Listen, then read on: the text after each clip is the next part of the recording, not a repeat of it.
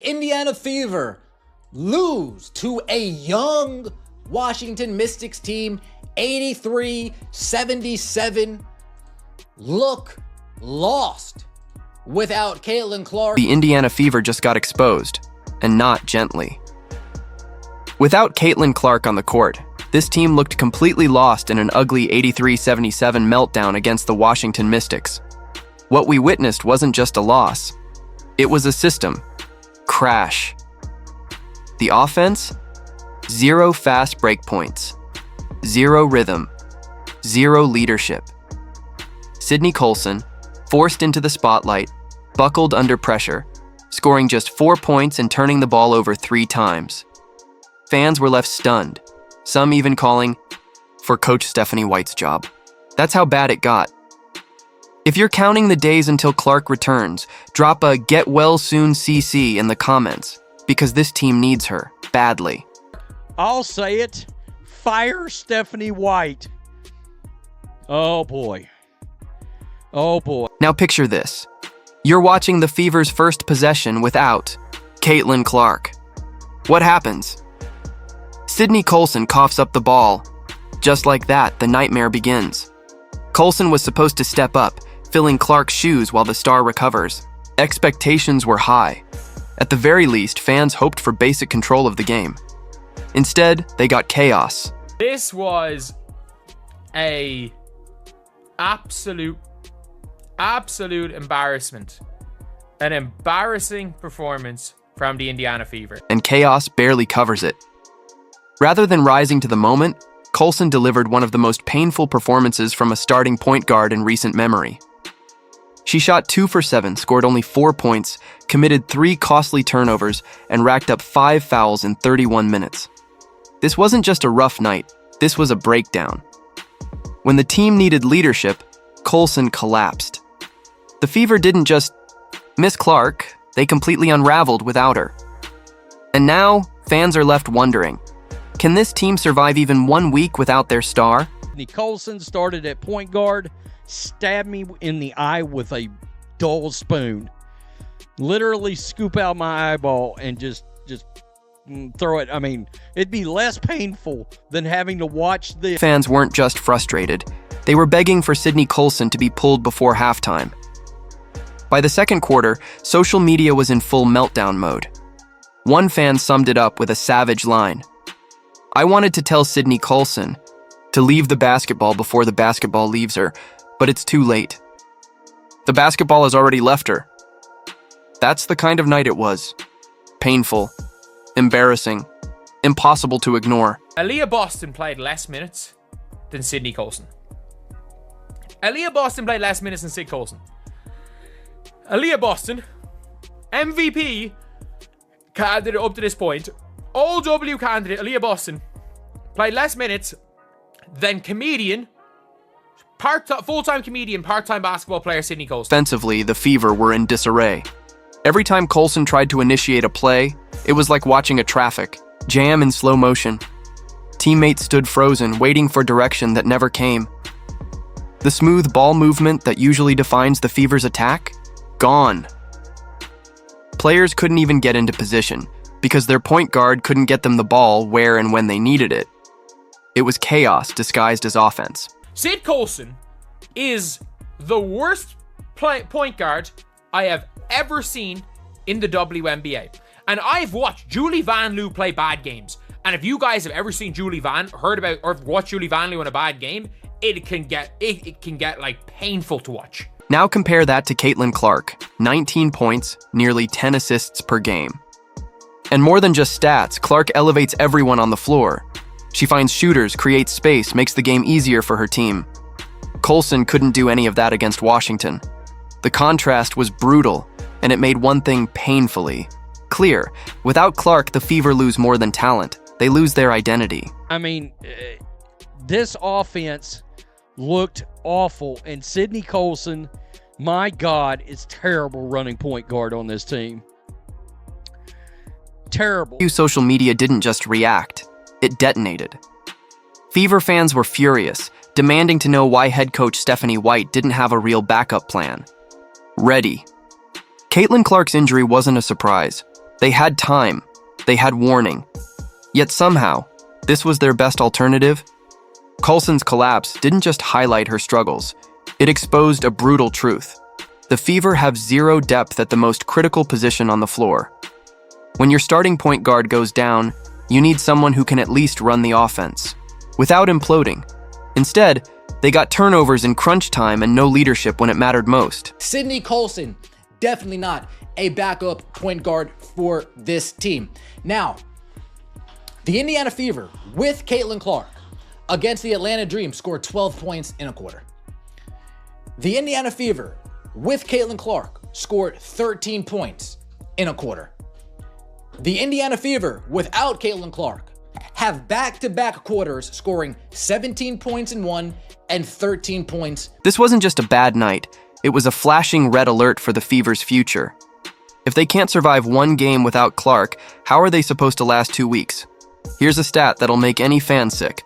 0 fast break points. Not one. The entire game. Clark's court vision and transition play are the engine behind Indiana's pace. Without her, the team looked like it was stuck in slow motion. And the result? A pathetic 77 points and a miserable 23.8% from deep, their worst three-point shooting of the season. What about Sydney Colson's game today made you feel like, oh, okay, Sydney Colson can ball up. That was a good signing. Did she give energy that you guys looked at and said, oh, this is reassuring? No. Did she make plays that you guys saw and said, oh, this is reassuring? No.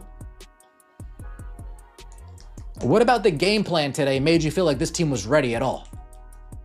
If there was a game plan at all, what about it made you feel like this team was ready? With Clark sidelined, the Fever's offensive chemistry vanished. The ball barely moved, just 15 assists, far below their season average of 22. That's not a small drop, it's a free fall. Without their floor general, players couldn't connect, open looks disappeared, and even basic offensive sets fell apart. What used to be easy buckets became wild, contested shots. The result wasn't just ugly, it was a complete unraveling of everything this team built around Clark's presence. 0 fast break points. 0 fast break points on the game. 0. 0 fast break points. I don't care what this score ends up. Kelsey Mitchell was supposed to rise up and lead. She was supposed to be the go-to scorer in Clark's absence, but instead, she shot a miserable 4 for 16 from the field and only managed 14 points. That's not stepping up, that's disappearing. The truth? Mitchell couldn't find clean looks. She couldn't create space.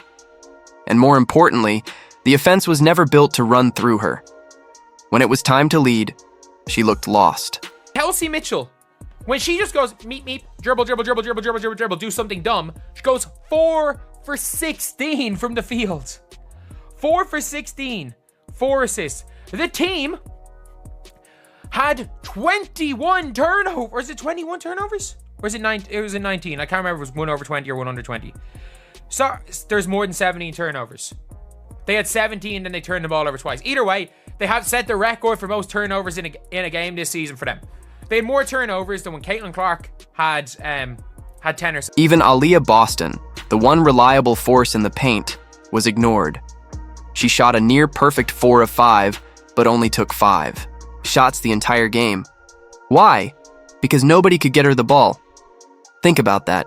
Your most efficient player barely touched the ball. Without Clark setting up plays, the Fever fell into chaos. The ball stopped moving. The offense devolved into broken isolation sets and desperate heaves. That's what happens when your primary playmaker goes down. Everyone tries to be the hero. Nobody plays as a team. Aaliyah Boston shot the ball 5 times. Aaliyah shot it 5 times. Sid Colson shot the ball 7 times. She shot it 7 times. And here's the brutal truth. Washington's defense didn't even have to break a sweat. The Mystics just sat back and let Indiana self-destruct. No fast breaks to chase, no ball movement to chase, just one-on-one ISO plays. That's the easiest kind of basketball to defend. The Fever didn't just miss Clark's scoring, they lost their entire identity. With Clark, They averaged 107.5 points per 100 possessions. Without her, that number plummeted to 87.7. That's not just a dip, it's a collapse. One player's absence erased the entire offensive system. I told you that we had a team with 2 clear future Hall of Famers on it, along with 2 All-Stars, Kelsey Mitchell and Aaliyah Boston. Would you think that we would be able to at least beat the Washington Mystics? No. Would you think that we would be able to at least look like a team against the Washington Mystics? The amount of hero ball, the amount of isolation ball was absurd tonight. This looked like a pickup team tonight. And it begs the question, what do we do in practice? Seriously. Scoring just 77 points? That wasn't a bad night, it was a wake-up call. It exposed everything wrong with this team's construction. This isn't a team, it's a one-woman show. When the star exits, the rest of the cast crumbles. Fever fans are livid, and honestly, who can blame them? Coach Stephanie White had time to prep, time to adjust, time to build a new system around Clark's temporary absence.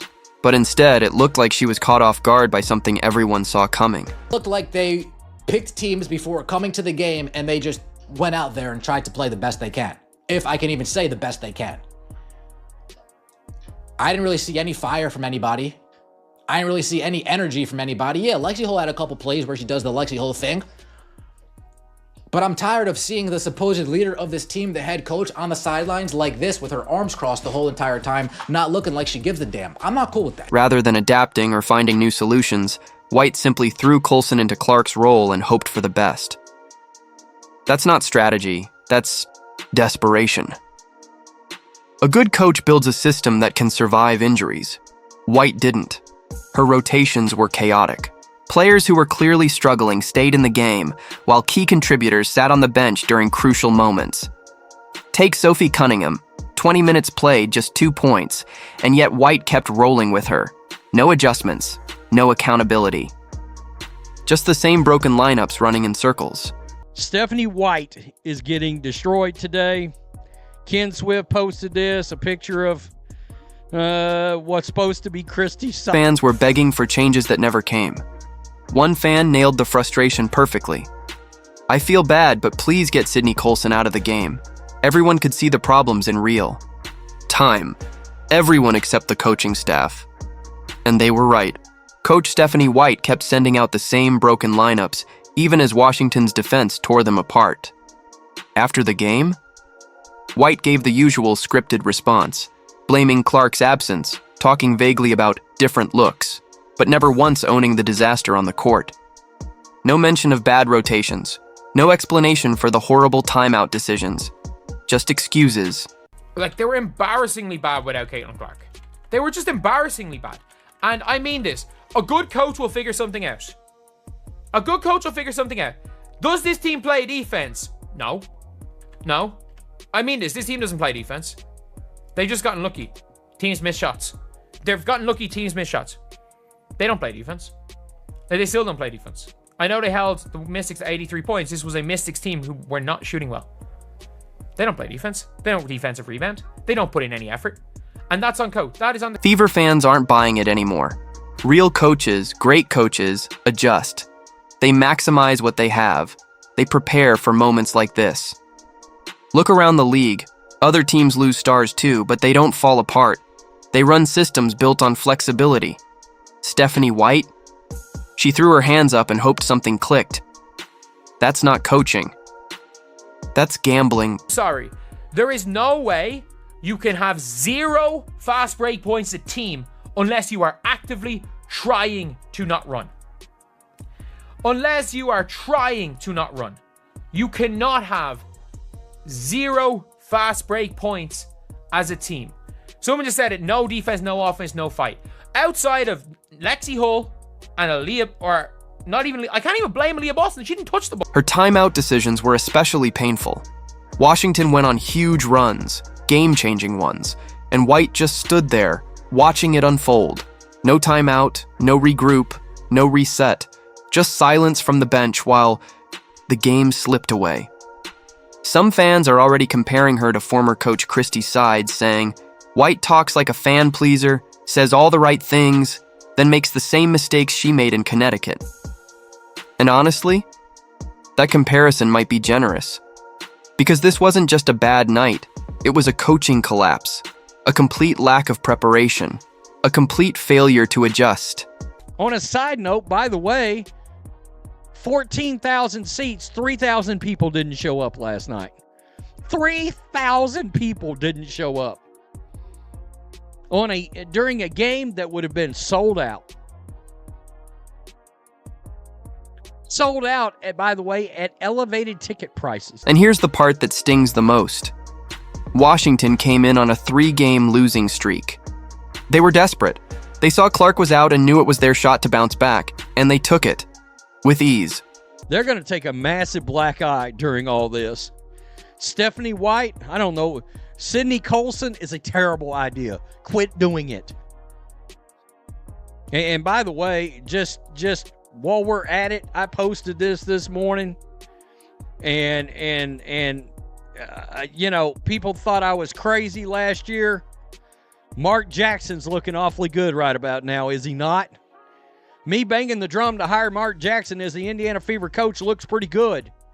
He had experience working with Steph Curry, ties to Indiana having played there, no-nonsense proven leader at a high level with big boys. Brittany Sykes and Kiki Iriafen went off. 37 points, 17 rebounds combined. Sykes dropped 21 and 9. Iriafen, 16 and 8. They stepped up big time. They played with fire. And the Fever? They had nothing to answer with. No energy, no hustle. And that second quarter, 25-7. That's when the game was lost. That 12-minute stretch was a mirror showing everything wrong with the Fever. No leadership, no adjustments, no response. It's awful. This is awful. Like, Kelsey Mitchell went 2 of 7 threes. She was 4 of 16. She couldn't get an easy shot. She couldn't get an easy shot. Natasha Howard went 5 of 10 on really tough shots. Like, Natasha Howard went 5 of 10, and every single shot she took was a tough shot. And I have to give Natasha Howard credit because she made some tough shots. She made some tough shots.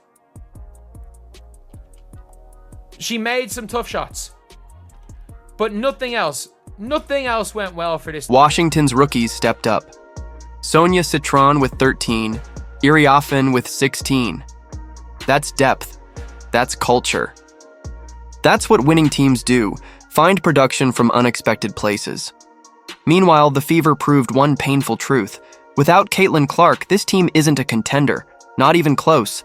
The league is only getting tougher. Other teams are deeper, smarter, and more balanced.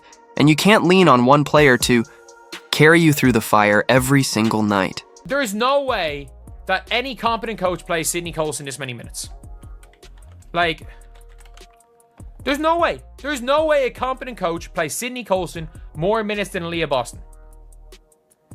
It doesn't, like, it's just not a thing.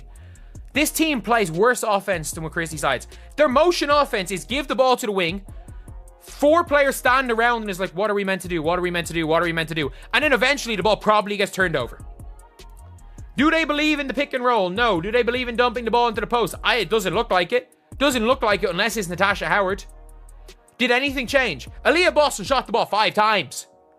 She's averaging, on the season before this game, Aaliyah Boston's averaging 18.5 points per game. She shot the ball 5 times. She shot the ball less than Sid Colson. The next 2 weeks will define everything about this franchise, whether they're a real contender or just the Caitlin Clark show. These upcoming games, they're a test of coaching, a test of chemistry, a test of heart. Can Stephanie White adjust? Can the rest of the roster step up? Can they win the gritty, ugly games when their superstar isn't there to save them? If the answer's no, fans might already be staring at a lost season and some very serious questions about this team's long-term future. With Stephanie White, she's saying what the fans want to hear and then doing what Christy Sides did. She's doing what Christy Sides did. And by the way, this Indiana Fever team are not good on defense. They just play slow. Can we be honest? It is much easier. It is so much easier to have a good defensive rating if you play slow so teams can't run. Teams can't run. This team is not good on defense. They just play slow. It's time for players like Kelsey Mitchell to get aggressive and take over. It's time for Aaliyah Boston to demand the ball in the post and take control. Someone has to step up and fill the leadership vacuum left by Caitlin Clark, or this team will crumble under pressure. I'll say it. Fire Stephanie White. Oh boy. Here's the truth. The Fever have talent. But talent means nothing if you can't put it together when your star goes down. Washington exposed them, flat out. They showed what happens when a team is prepared, hungry, and unified. And the Fever? They had none of that. The next 2 weeks will reveal everything. Either this team rallies and proves they're more than just one player, or they get exposed again as a one-woman franchise pretending to be a contender. This was embarrassing. This was embarrassing. And how much grace are we going to give to a coach because the coach says, we're working things out for the rest of the season. We're trying to figure out our identity. Do you want to know what your identity is? You shouldn't need to figure out your identity. You have Caitlin effing Clark on your team.